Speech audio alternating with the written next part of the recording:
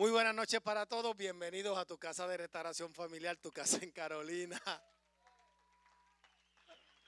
La iglesia más bella, estamos happy.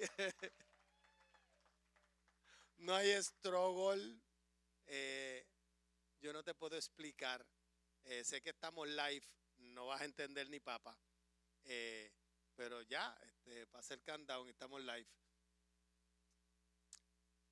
Yo me convertí en el 1991 y en el 1997 yo vine a Puerto Rico. ¿Okay? Cuando yo me levantaba por la mañana, tenía un instinto animal salvaje y un coraje. Todos los días que yo me levantaba me daban ganas de patear las cosas, de romper las cosas. Yo lo controlaba con ayuno y oración.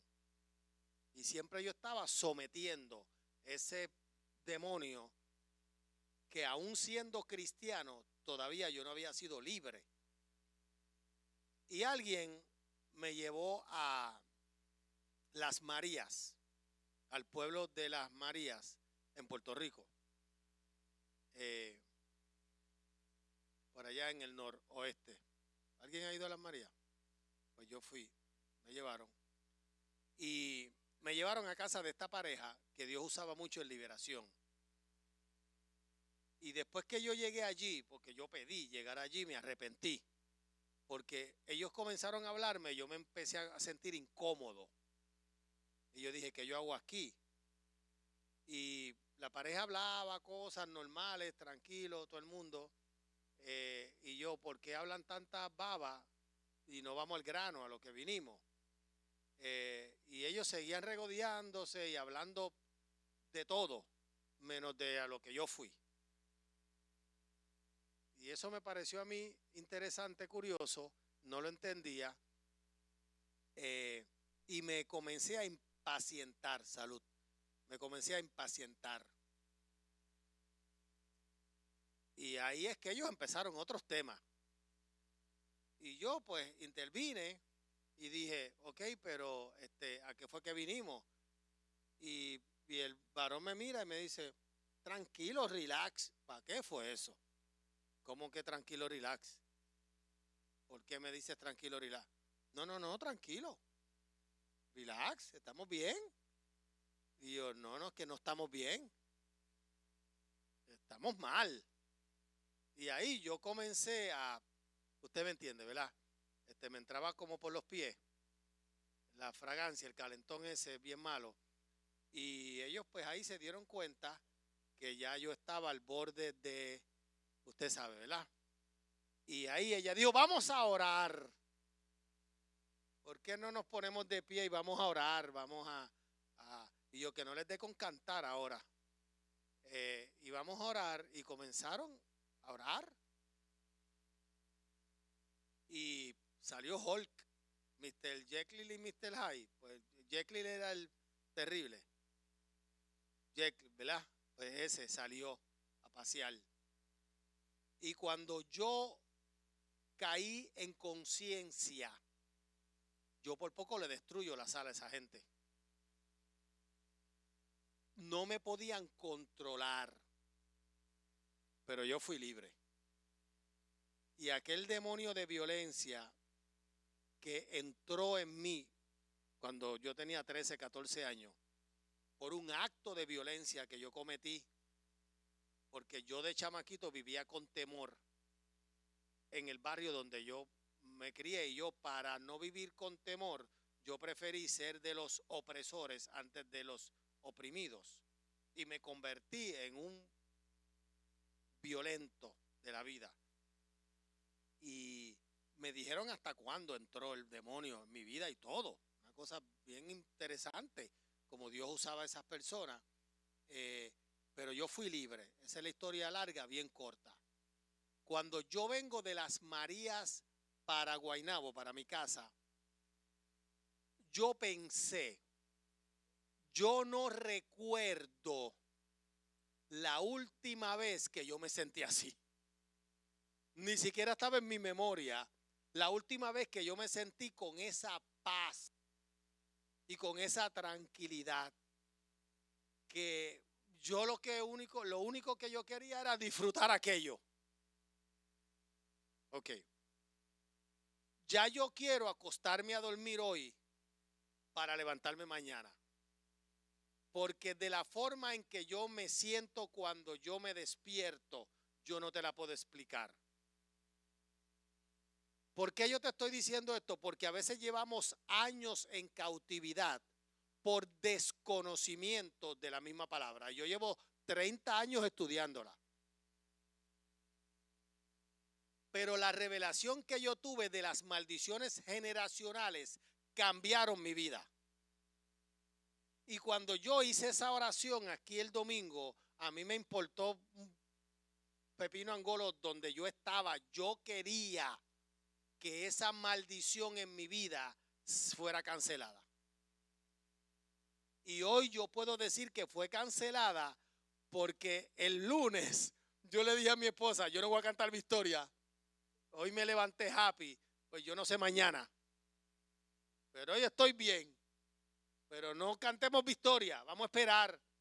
Pero entonces llegó el martes y yo me quedé calladito, pero yo me levanté contento. O sea, yo me levanté feliz, un nuevo día, gracias Señor, no hubo struggle de Señor, ayúdame, brega conmigo, nada de eso, relax.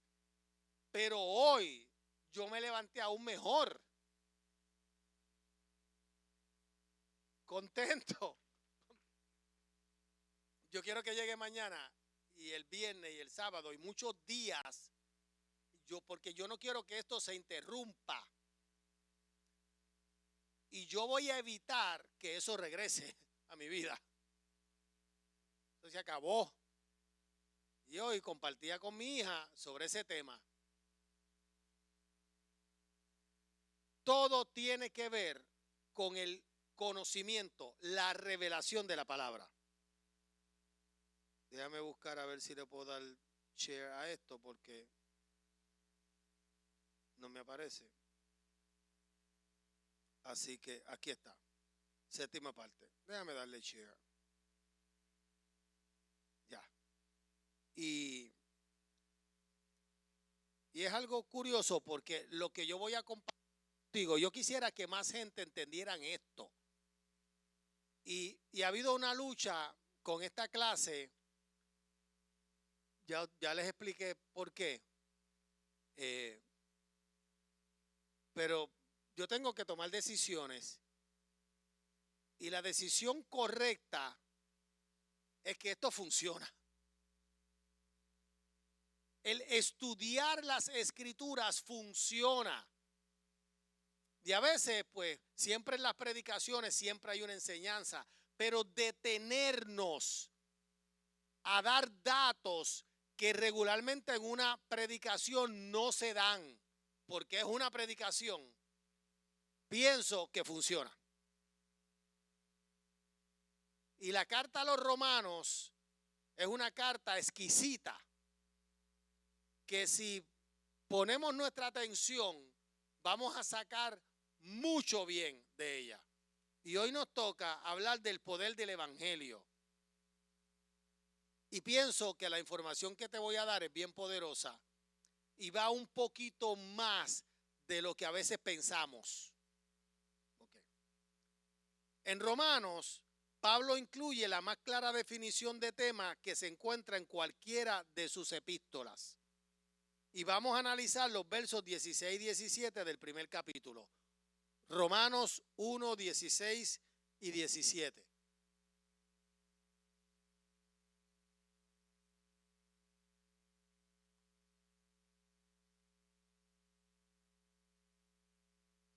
Porque no me avergüenzo del evangelio, porque es poder de Dios para salvación a todo aquel que cree, al judío primeramente y también al griego. Porque en el evangelio la justicia de Dios se revela por fe y para fe, como está escrito, mas el justo por la fe vivirá. Y lo vamos a analizar hasta la saciedad. Pero la primera parte, el verso 16, dice, porque no me avergüenzo del evangelio. ¿Qué significa esto? Y yo sé la respuesta que me vas a dar. pero quiero escucharla de todas formas. ¿Qué significa? ¿Cuál es la interpretación que tú le has dado, que la gran mayoría de la gente le ha dado a este texto? No me avergüenzo del evangelio porque es poder de Dios. No todos a la vez. Vamos, tú lo dices, ajá. No tienes miedo de predicar por ahí. Dígame si estamos en cierto. Eso no es. Eso no es. Eso es para nosotros hoy. Y es correcto. Yo no tengo miedo de predicar el evangelio. Yo no me avergüenzo de ser cristiano. Pero en los tiempos de Pablo no era tan fácil como lo es para nosotros hoy. Y ahí es donde yo quiero que comencemos. ¿Por qué? Porque la intención de esta clase es que cuando tú leas la Biblia no te quedes ahí. Busques el contexto y te hagas preguntas. ¿Por qué Pablo escribió eso? ¿Cuál fue la intención? Porque siempre va a haber una aplicación para nosotros hoy. Pero hay un poco más cuando tú profundizas. ¿Por qué Pablo escribió eso en ese tiempo? Pablo no vivía en los tiempos que nosotros vivimos. Los versículos 16 y 17 nos dan la tesis de la epístola. Expresan en forma concisa lo que Dios ha hecho para lograr la salvación del hombre. Representan un resumen de la teología paulina como un todo. En estos dos versículos, Pablo, número 1, afirma su compromiso con el evangelio. Número 2, lo identifica como el poder de Dios para salvar. Número 3, dice que es la revelación de la justicia de Dios. Y número 4, cita el libro de Habacuc para demostrar que es el camino de salvación anticipado por los profetas desde antiguos. Y luego, más adelante, vamos a ver de dónde sale Habacuc, lo vamos a leer y demás. La primera frase del versículo 16 indica el motivo de esta actitud. No me avergüenzo del evangelio. Ok. Esta declaración puede sorprendernos. F.F. Bruce considera que la expresión es un ejemplo de una figura retórica que consiste en decir menos de lo que se quiere expresar. ¿Estás entendiendo, verdad? ¿Sabe? Esta expresión tiene escondido mucho más de lo que la expresión dice. ¿Me hago entender? Lo que quería decir es que se gloriaba en el evangelio y consideraba el proclamarlo un alto privilegio. Romanos 5:2, ¿qué dice? Por quien también tenemos entrada por la fe a esta gracia en la cual estamos firmes y nos gloriamos en la esperanza de la gloria de Dios. No obstante, no todos compartían su criterio. A.M. Hunter dice, el evangelio de un carpintero crucificado en las calles de la Roma imperial no es una idea tan incongruente como para que uno se avergüence de tal proyecto. ¿Me está siguiendo? El comentario de Crisóstomo, citado por Morris en una nota, es pertinente. Dice, Pablo iba a Roma a predicar a Jesús, tenido por hijo del carpintero, criado en Judea y en la casa de una mujer mala, sin custodia militar y sin el entorno de riqueza. Aún peor, murió como criminal entre ladrones y sufrió muchas otras vergüenzas. Todas estas cosas podían provocar vergüenza en otros, pero no lo hacían en el apóstol. Él estaba orgulloso del evangelio. Entonces, ¿viste la diferencia de ese texto en tu vida y en la vida de Pablo? Tú y yo no nos tenemos que preocupar por eso. El que más o menos sabe quién es Jesucristo, pero en esa época no. Cuando Pablo iba a predicar el evangelio, tenemos que tener en consideración lo que la gente pensaba y opinaba de Jesús. ¿Quién era él? ¿Cuál era su reputación? ¿Qué la gente pensaba de Jesús en ese tiempo? En Jerusalén, ¿qué pensaban? Que era un falso profeta. ¿Ah? Que era un criminal. Por eso lo crucificaron como tal. Ahora, vamos un poquito para atrás. ¿Quiénes ustedes creen que creían que el Espíritu Santo de Dios preñó a María? ¿Tú lo hubieras creído? ¿Tú lo hubieras creído? Tú sabes, tenemos a una doncella, ¿ok? Con un compromiso de matrimonio, desposada con José. 16 años podía tener. Sus padres se comprometen con José. Esta va a ser tu esposa. Vete para tu casa. Porque no es como ahora. Porque ahora la gente se come la merienda antes del recreo. En ese tiempo no. En ese tiempo José se iba a construir una casa, a prepararse para tener algo que ofrecerle a la chica. Había un compromiso, no sé cuántas cabras o ovejas le costaba casarse con María, pero había un precio. Y de momento, María está preñada. La Biblia dice que José tomó una decisión, dejarla en secreto para no difamarla. Para no difamarla, ¿por qué? Está preñada. Y yo no creo que hubiera mucha gente alrededor, incluyendo sus papás, que creyeran la historia.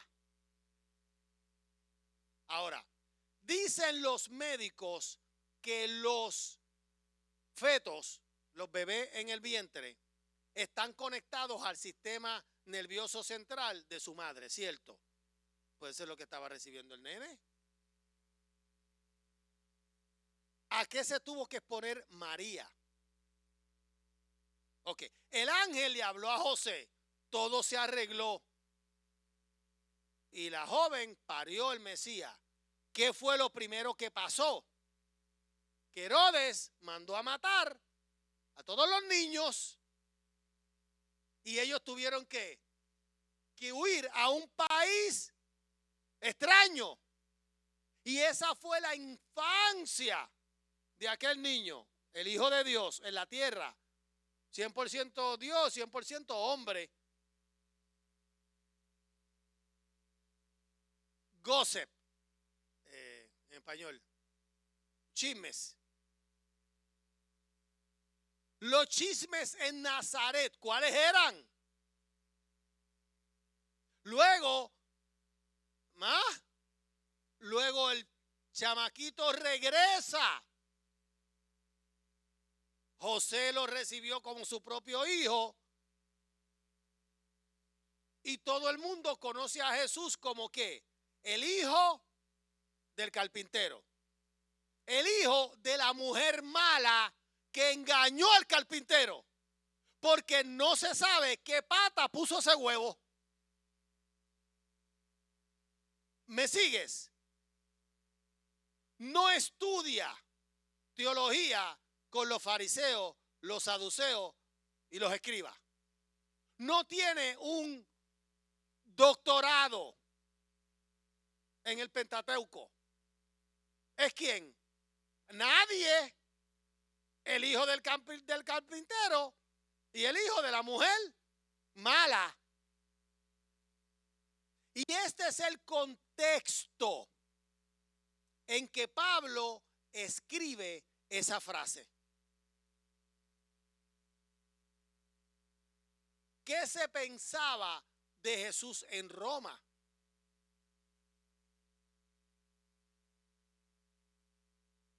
Que el Jesús que Pablo predicaba era ¿qué? Un criminal, un hombre que el imperio romano y los judíos en contubernio mataron de la muerte más cruel, más vil y más baja. Un hombre maldito, maldito el que cuelgan del madero. Entonces, ahora, cuando nosotros hablamos de no me avergüenzo del evangelio, estamos pensando en nosotros. Yo no me avergüenzo. Yo hablo de Cristo. Pero tiene que ver con quién. Conmigo. Cuando Pablo lo escribió, no tenía que ver con Pablo. Tenía que ver con él. Porque habían razones suficientes para ¿qué? Para sentir vergüenza. Entonces, estas son las cosas que nosotros debemos saber.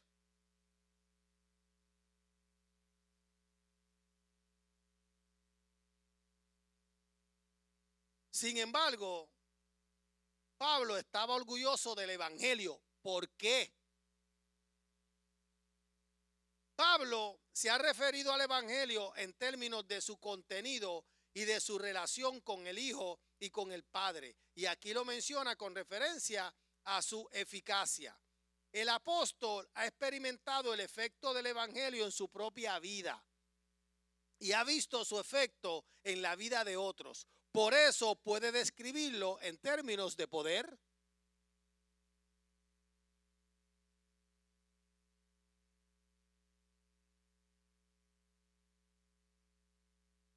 Cuando yo hablo del evangelio, yo puedo hablar de poder. ¿Por qué? Porque yo he experimentado el poder libertador del evangelio en mi vida. Y lo sigo experimentando. La última experiencia fue el domingo pasado y hoy es miércoles. Y yo pude experimentar el poder de esta palabra que se llama evangelio en mi vida personal. Y lo experimento todos los días. Yo puedo hablar de esto porque lo he vivido en carne propia. Yo sé quién yo fui, yo sé quién yo era y yo sé quién yo soy hoy. Y lo que yo soy hoy tiene que ver con el poder del evangelio.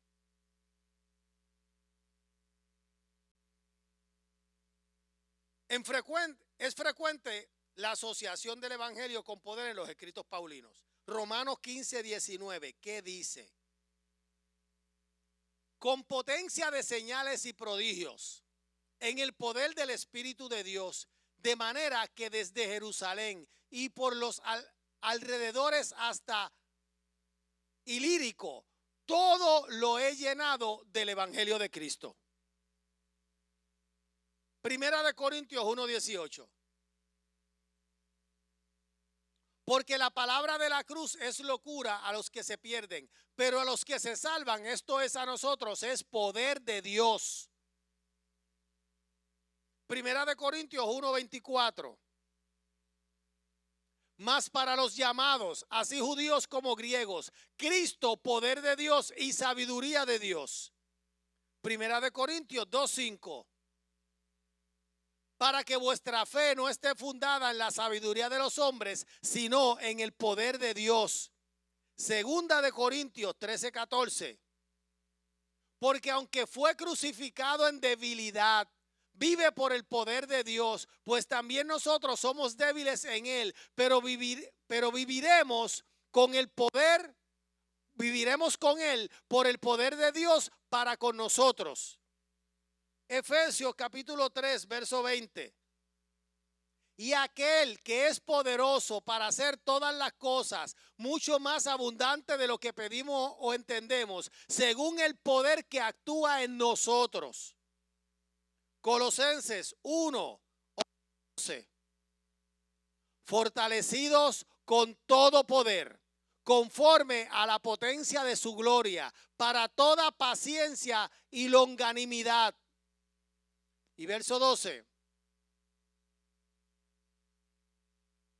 Con gozo, dando gracias al Padre que nos hizo aptos para participar de la herencia de los santos en la cruz.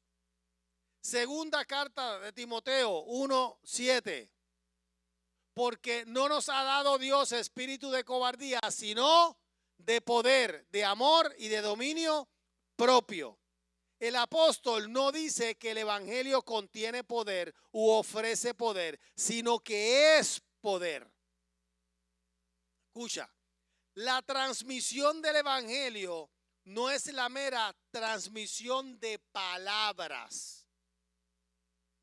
En la entrega del mensaje se pone en operación un poder que es de Dios. Lutero sugiere que no es el poder mediante el cual Dios es poderoso en sí mismo, sino el poder mediante el cual Él hace que los hombres sean poderosos y fuertes. Eso es el evangelio. Poder de Dios. La pregunta es, en la iglesia, ¿dónde está ese poder manifestado?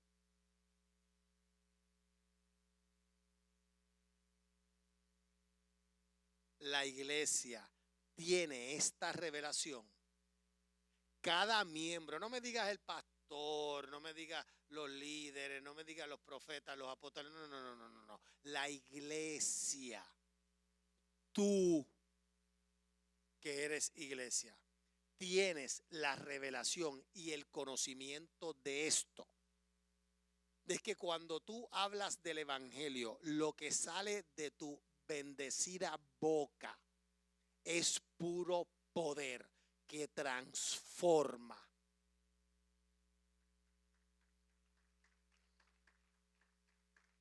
Que cambia, que hace la diferencia. Que no son palabras que se lleva el viento. No es poder de Dios. Es el poder que Dios delega.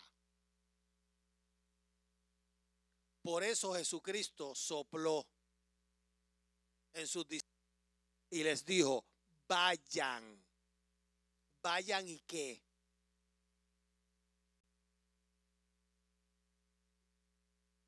Prediquen, sí, seguro. ¿Y qué más les dijo? ¿Cuáles fueron las instrucciones? Dilo duro. Ya. Vayan, sanen a los enfermos, liberten a los cautivos y proclamen el tiempo aceptable del Señor. Porque lo primero que hacía Jesús no era ser discípulos. Jesucristo predicaba a las tres áreas del ser humano. Al cuerpo, sanaba a los enfermos. Al alma, hablaba sobre temas como el adulterio, sobre la ira, sobre el divorcio, sobre finanzas. Y tres, hacía discípulos. Pero lo primero que Jesucristo envió sus discípulos a hacer fue a demostrar el poder. Y pongan las manos sobre los enfermos para que sanen. Saquen a los demonios de la gente. Libértenlos. Y díganle que el reino de Dios se ha acercado. El evangelio es poder de Dios. Y no es solamente el poder de Dios, porque Dios es poder. Es el poder que Dios delega en sus hijos para hacer la obra.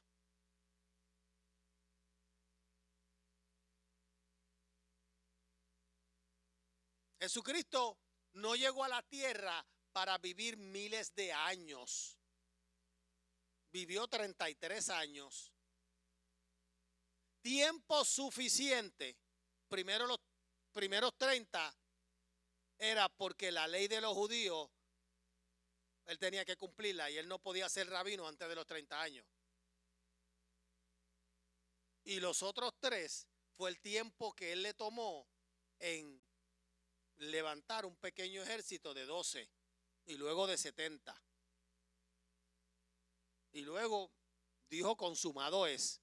¿Por qué? Porque ya yo les delegué el poder.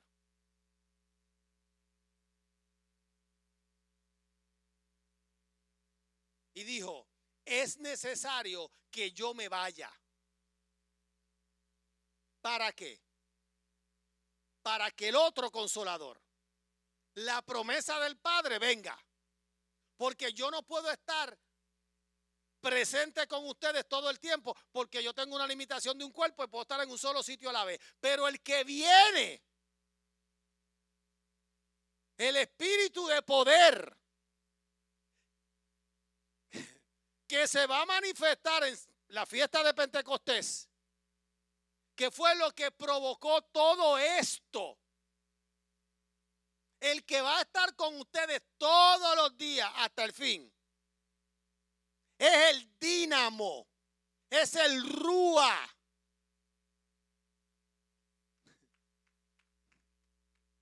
Entonces, esto no es fuego, fuego, fuego. Esto no es emoción ni para que te despeine. Eso es una pequeña parte. Eso es lo que los hombres, con lo que los hombres se han quedado, con la emoción de eso. Pero quita esa emoción y deja el poder. Cuando Pedro caminaba por el barrio, su sombra sanaba a los enfermos. A Pablo le pedían su pañuelo y la gente iba con el pañuelo de Pablo a ponérselo encima a los enfermos en sus casas y los enfermos sanaban. Cuando Pablo llegó a la isla de Malta, la Biblia relata que todos los enfermos de la isla fueron sanos. Todos. Desde el rey para abajo. Porque el evangelio es poder. Las palabras no se las lleva el viento. La palabra no retorna atrás vacía. Como la nieve y la lluvia caen y no regresa, así es la palabra. No retorna atrás vacía. No hay una sola palabra que tenga que ver con el evangelio. ¿Sabe? No estoy hablando de hablar bobería, estoy hablando de hablar palabra. No hay una sola palabra que salga de tu boca que no cumpla su propósito. De eso es que está hablando Pablo. Eso es lo que Pablo le escribió a los romanos, a la iglesia en Roma. El evangelio es poder. Es poder para los que se pierden es una locura, pero para los que nosotros, para los que nos salvamos, es poder de Dios para salvación. El evangelio salva, cambia, liberta, transforma. Coge tus pensamientos de maldad y los desaparece de tu alma, de tu mente. Los erradica. Los saca. La ira se la lleva. La arranca de dentro de ti, la saca la extirpa como el cáncer. Y pone en ti paz y sosiego y tranquilidad y templanza. Esto transforma vidas. Piensa como tú llegaste a Cristo. ¿Quién eras? ¿Qué hacías? ¿Cómo hablabas? ¿Cómo te movías? ¿Cómo caminabas? ¿Cuál es tu vida hoy?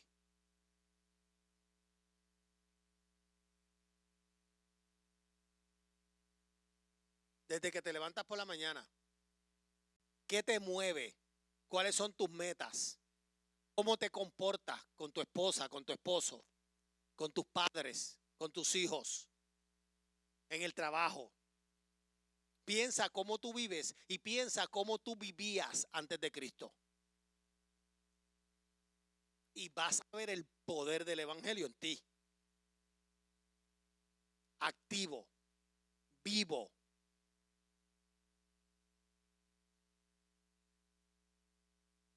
En la entrega del mensaje se pone en operación un poder que es de Dios. Lutero sugiere que no es el poder mediante el cual Dios es poderoso en sí mismo, sino el poder mediante el cual Él hace que los hombres sean poderosos y fuertes. La comunicación del hecho de la encarnación con la interpretación correspondiente es un acontecimiento dinámico que hace impacto en la vida de los receptores. Cada vez que se anuncia el evangelio, el poder de Dios se hace efectivo.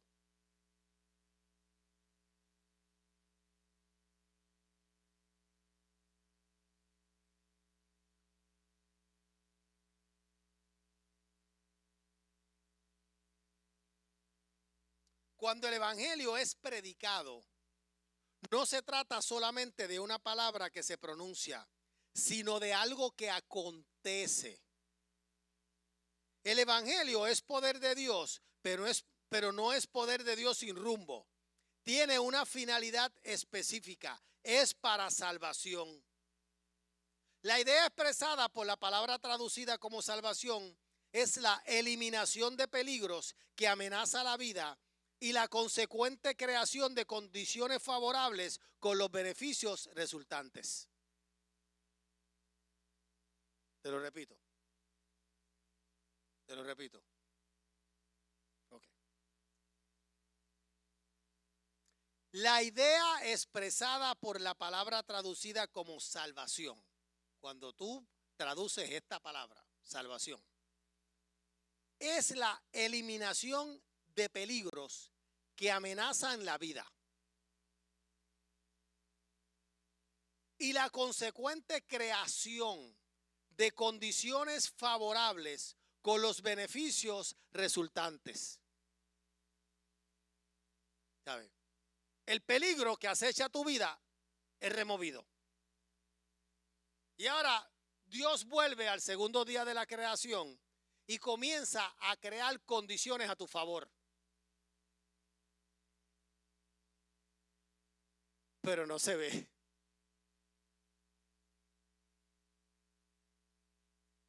Te comienza a conectar con personas. Piensa, Pablo. Comienza a crear. Primero, elimina el peligro. ¿Peligros como cuáles?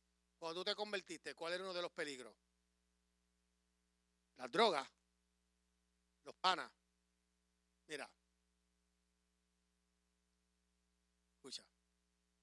Mira si esto es así.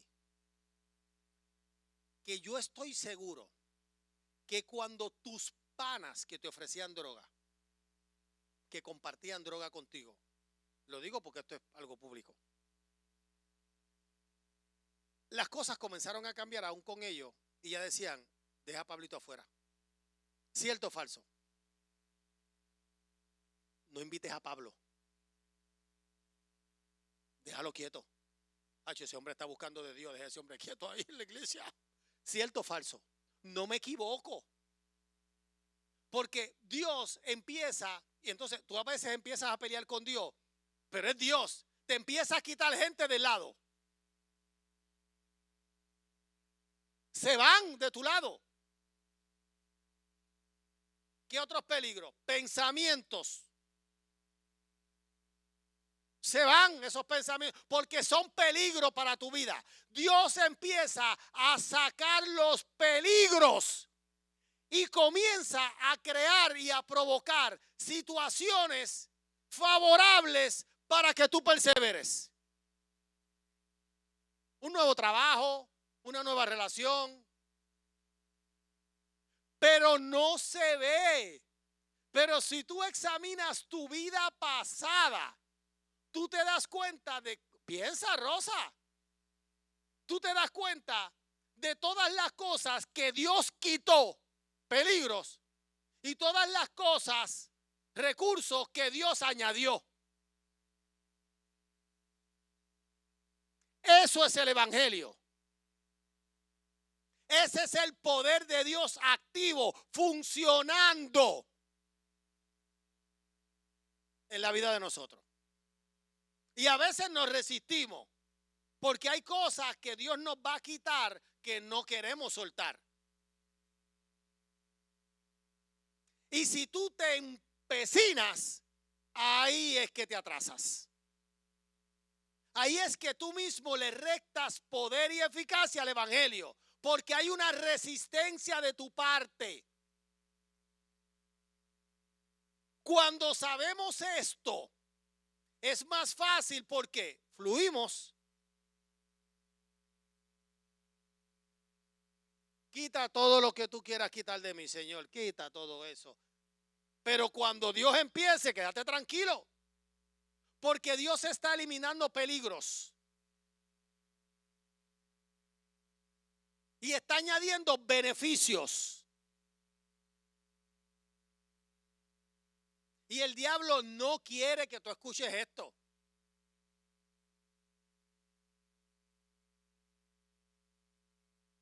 Él te quiere esclavo, esclava. Y esto te liberta. En los escritos paulinos el término se refiere solamente a la relación del hombre con Dios. En su uso previo había llegado a abarcar toda la gama de bendiciones asociadas con la venida del Mesías. Incluía el aspecto negativo de liberación de la ira bajo la cual se encuentra todo el mundo. Incluía también el aspecto positivo de la vida eterna y todo lo que esto implica. ¿Sabe? ¿Qué otros peligros elimina de tu vida? La condenación eterna. Ya esa no te tienes que preocupar por eso. Olvídate de la condenación, olvídate del infierno, olvídate de la muerte eterna. Eso está resuelto. Ahora hay algo que yo te ofrezco y es vida para siempre. Eso es lo que provee el evangelio.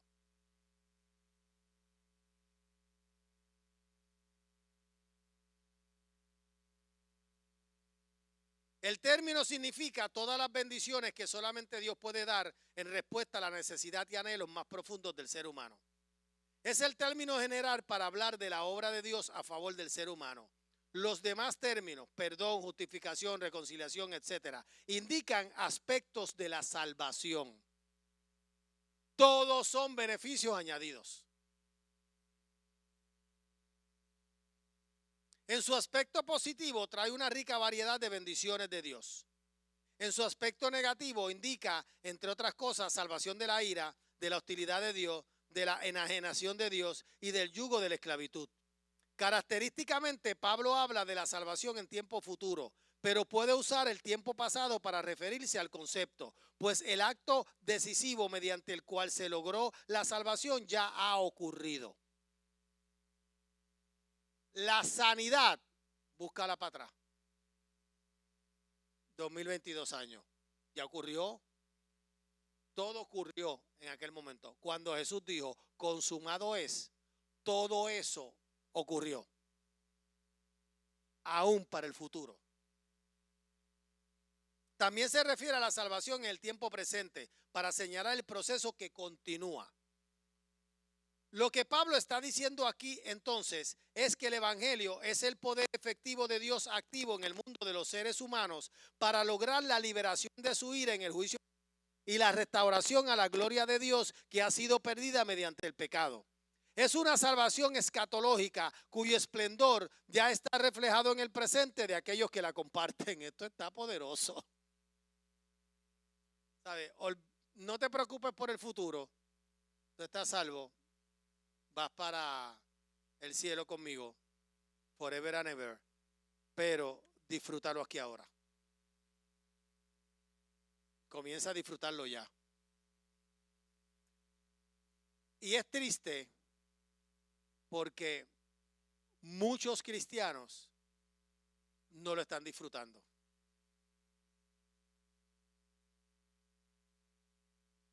porque mi pueblo perece por falta de conocimiento. Es como tú tener una cuenta de banco y no saberlo. Es como tú tener una cuenta de banco, saberlo y no tener la TH.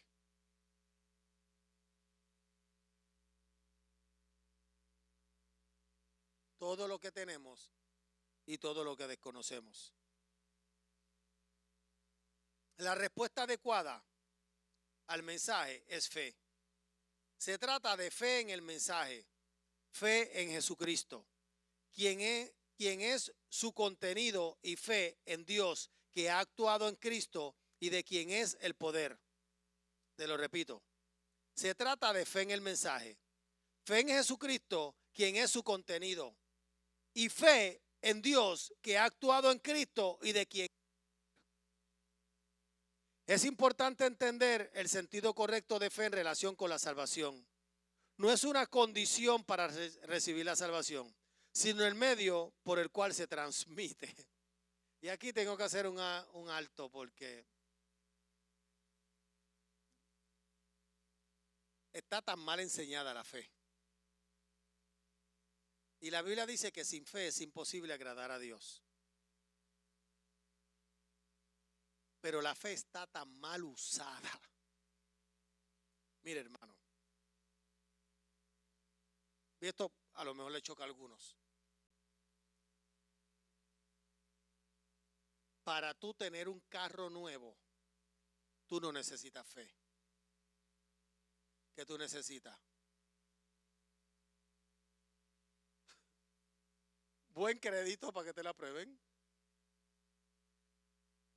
Un presupuesto para pagarlo. Un dealer donde comprarlo. Requisitos de un trabajo que te pidan. Y tú tienes tu carro. ¿Para qué tú necesitas fe para comprar? Entonces, este concepto de fe está tan mal enseñado. La fe tiene que ver estrictamente con salvación.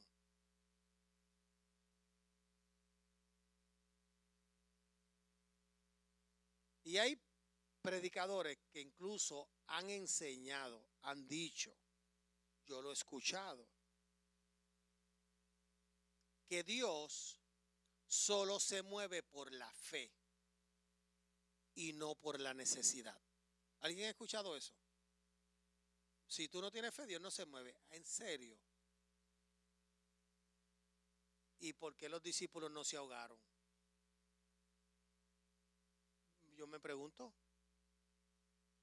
Porque después que Jesús reprendió el mar y el viento y se hizo una grande bonanza, ¿qué Jesús le reclamó a sus discípulos? ¿Ah? Que no tenían fe.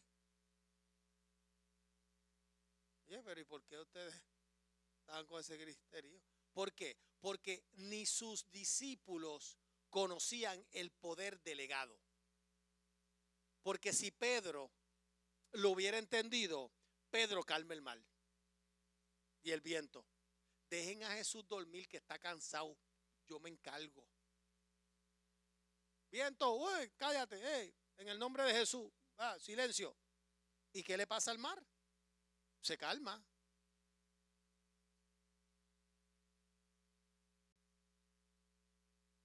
Pero Jesús, aún sabiendo que ellos no tenían fe, ¿qué hizo? Se despertó. Y entonces han querido hacer de la fe Dios, un Dios. Han querido que tú adores la fe y no a Dios. Y hay gente que su Dios es la fe. Y hay gente que su fe es super fe. Yo he aprendido que la fe es Él. Que cuando yo no tengo ninguna, yo cojo pon con su fe. Y después que yo tengo a Cristo hay fe. Aunque no sea la mía. ¿Que es bueno tener fe? Por supuesto. ¿Es necesario tener fe? Sí. Pero tú no puedes poner la fe sobre él. Y hay doctrinas completas de fe.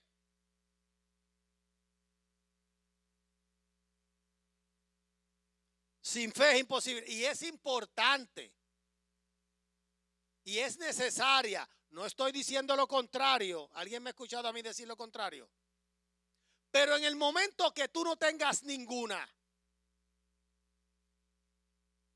hay momentos que hay fe y hay momentos que no hay fe. ¿Qué hacemos cuando no hay fe?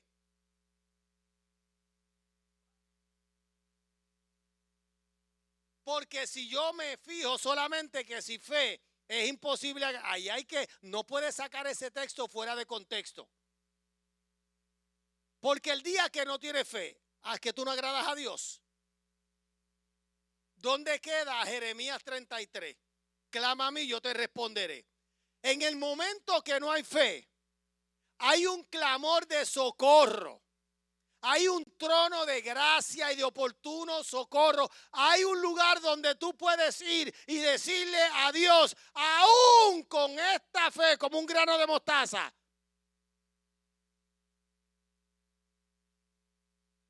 Señor, ayúdame.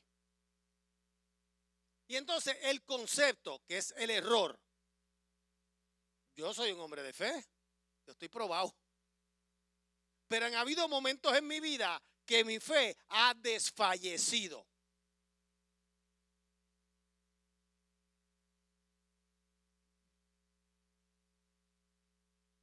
Ya. Ok. Ok. Esta mujer, ¿te refieres a qué? ¿A tu situación? Ok. ¿A tu matrimonio? Ok, ya. Esta mujer perdió la fe. Se acabó. Fue a una abogada y pagó el divorcio. ¿Cierto o falso? Y hablaste con tus hijos. Y le dijiste, hasta aquí yo llegué. Porque mi matrimonio no tiene remedio. ¿Dónde está la fe? Alguien que me diga dónde estaba la fe de esta mujer. No había fe. Se rindió. Se dio por vencido. Dijo, hasta aquí llegué. No hay restauración para mi matrimonio. ¿Cierto o falso? Pues no estabas agradando a Dios, nena.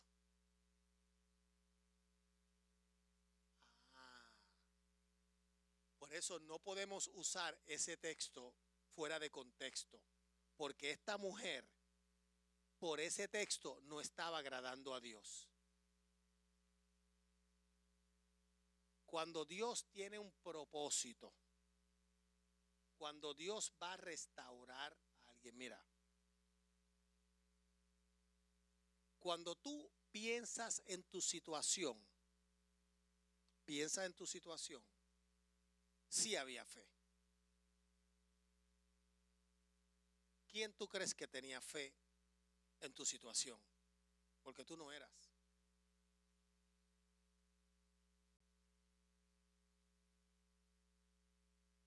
Yo tenía fe.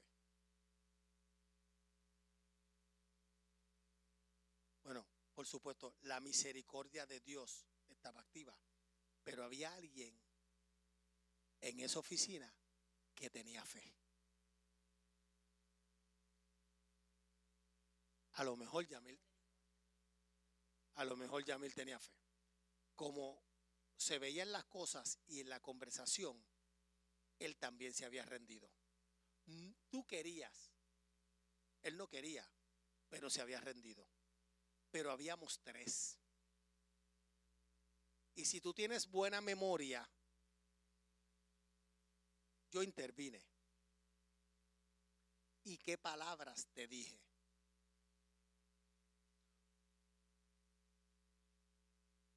Tú dices que no, y yo te entiendo, pero hay esperanza. Y tú decías, no, y yo decía, hay esperanza. No prometo nada, yo, no me prometas nada, vamos a hacer algo. Mira donde yo puse la fe en acción. Y yo le dije, yo no te estoy diciendo que no te divorcies.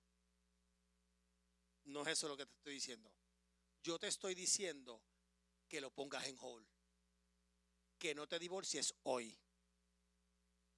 Coge el divorcio, recuerda, mételo en una gaveta. Cierra la gaveta. Y dame una oportunidad de bregar con él. ¿Cierto o falso? Dime si eso no es fe. Pues hay momentos que tú no tienes fe, pero hay alguien cerca de ti que la tiene. Porque yo sabía, escucha esto, yo sabía, que estaba seguro de que Dios, si ellos le daban la oportunidad, restauraba su matrimonio. Porque la fe es la certeza de lo que se espera. Y yo tenía certeza de lo que se esperaba, que era una reconciliación.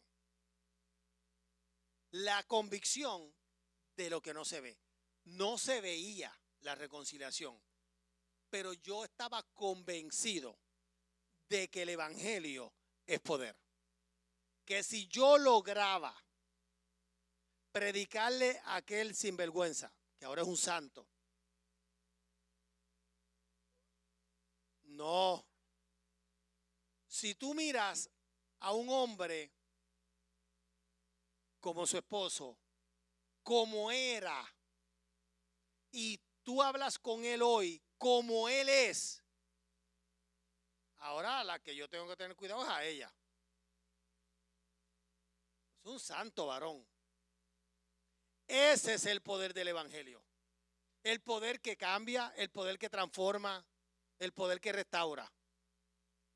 Entonces, tengo que hacer este paréntesis porque aunque es bueno tener fe y aunque sin fe es imposible agradar a Dios y la fe es necesaria y es un don de Dios y todo eso, no podemos hacer de la fe algo más grande que el que la inventó. Porque Dios es más grande que la fe. Y la fe no es para tener casas y carros. Para tener casas y carros son las profesiones, son los trabajos, son los ingresos, son el esfuerzo personal. Porque tú puedes tener toda la fe del mundo. No te levantes a trabajar. Y ya. No, es que Dios me va a dar una casa en Garden Hill. Ok, pues no estudies. No hagas nada para que tú veas. Te van a salir callos, mi amor. Entonces, aún la fe es activa.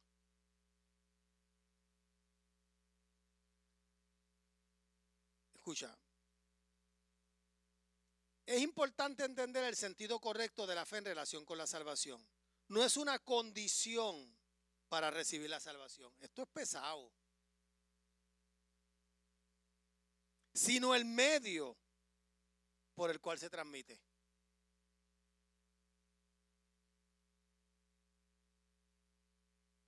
No debe considerarse como una actitud subjetiva previa al evangelio que algunos hombres tienen y otros no. La fe surge solamente mediante la predicación del evangelio. El evangelio es previo a la fe y despierta la fe. Por eso la Biblia dice, la fe viene por el oír y el oír por la palabra. Nadie puede tener fe si no escucha el evangelio. Porque lo que provoca, lo que crea, lo que forma, como tú lo quieras llamar, la fe es el evangelio. Es escuchar el evangelio.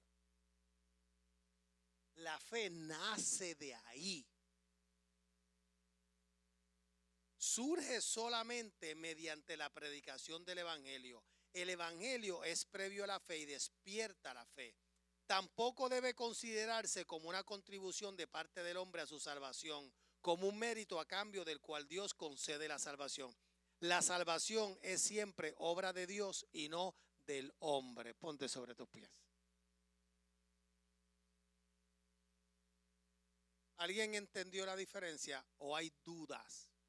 Héctor, ¿estamos bien?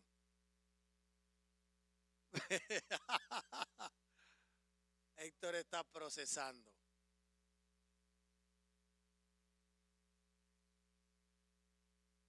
¿Cómo?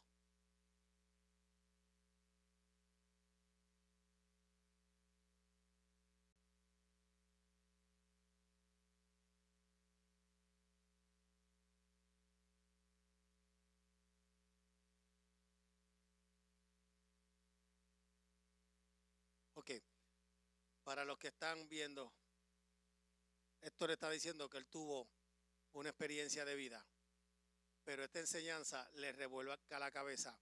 Pero ¿sabes qué va a suceder? Dice que la clase está dura. ¿Sabe qué va a suceder? Que vas a poder unir tu experiencia con la enseñanza.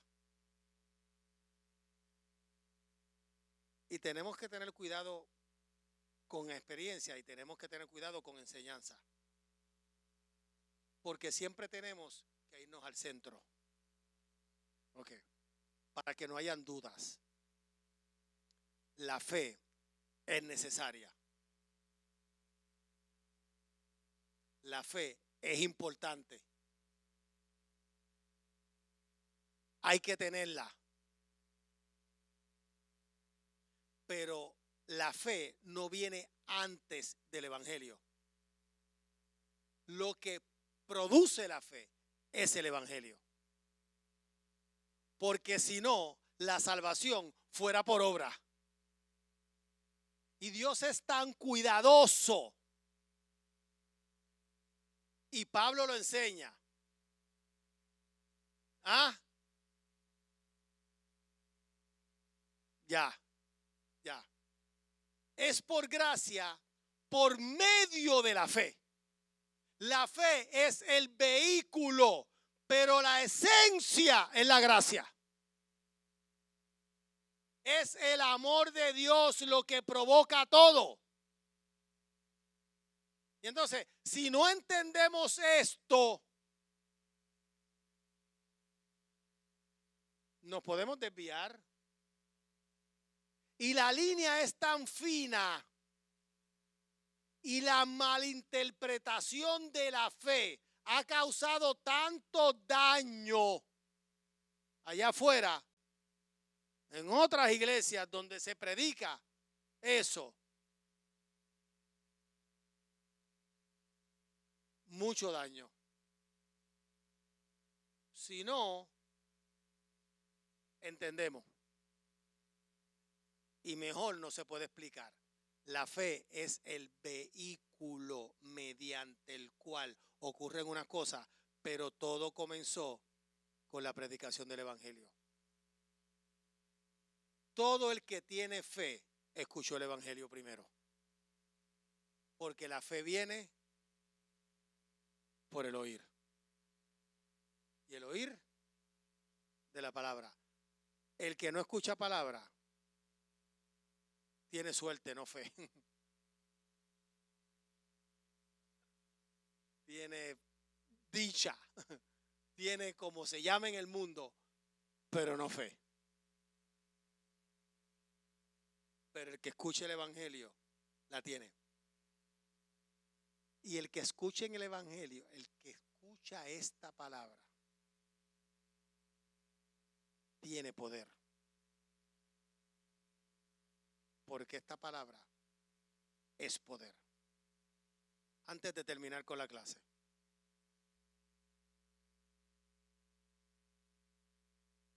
porque la próxima clase, ¿sabes con qué comenzamos? Con la fe.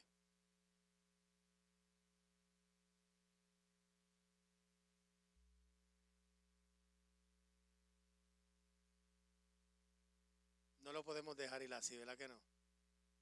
Está bien. Es cortito. Dame un minuto, es cortito. No, quédate de pie, quédate de pie. Sí, porque ya nos vamos. Vamos a leer el texto. Y empezamos el miércoles que viene con lo que termino. Fe es aquella apertura que Dios mismo provoca hacia el Evangelio. Es la respuesta humana de sumisión al juicio y a la misericordia de Dios que Él produce en el corazón. No obstante, la fe que Dios despierta es verdaderamente la decisión propia del ser humano. Es más verdadera y plenamente resolución de Él que cualquier otra decisión que haya tomado, porque resulta de la restauración de la libertad de decisión que Dios le había dado. La restauración de la libertad para obedecer a Dios. Eso es la fe.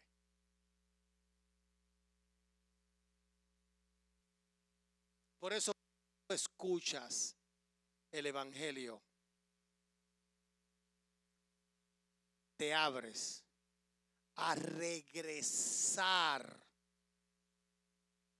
al principio y en esta ocasión obedecer a Dios. Y eso es lo que pasa contigo. Esas son las experiencias que tú estás teniendo con Dios. Pero las provoca Dios. Y tú respondes. La fe es tu respuesta al Evangelio.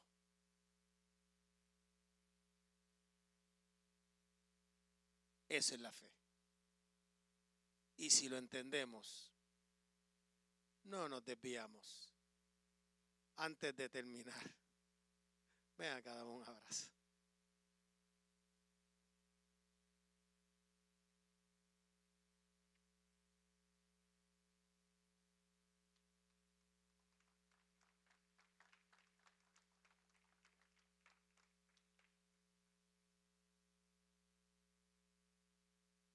Repite esta oración con todos nosotros. Jesús, perdona mis pecados. Lávame con tu sangre y escribe mi nombre en el libro de la vida. Hoy yo te acepto y te reconozco como mi único y exclusivo Salvador. Espíritu Santo, ven a morar en mí en el nombre de Jesús. Si tú hiciste esta oración, todos tus pecados han sido perdonados. Bienvenido a la familia de Dios.